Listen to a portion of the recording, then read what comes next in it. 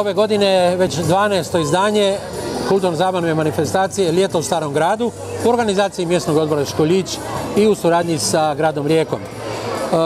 Ove godine smo ponovo na Palminskom trgu.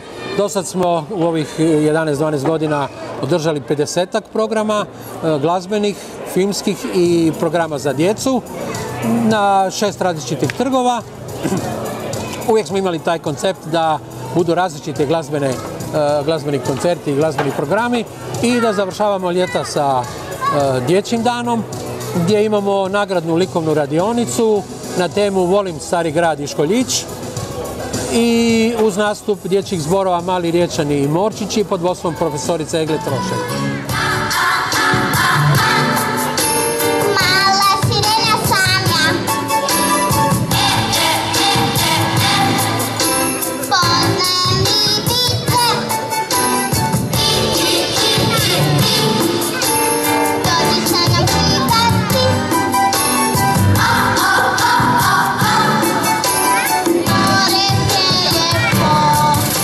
Žiri ocijeni najbolje u predškolskoj kategoriji, te one u osnovnoškolskoj kategoriji, nagradi ih, a budu djeca počašćena, normalno uživaju u crtanju, a i mi se veselimo s njima jer tema je zgodna.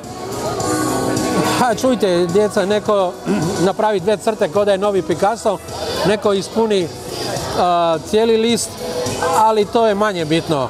Žiri ocijeni svoje koji zaslužuju nagrade, najvažnije je to veselje dječje, a mislim da evo i slika će reći dovoljno o sebi da klinci zaista sa zadovoljstvom sudjeluju i u ovoj nagradnoj likovnoj radionici, a i nakon toga u nastupu dječjih zborova Mali Riječani i Morčići.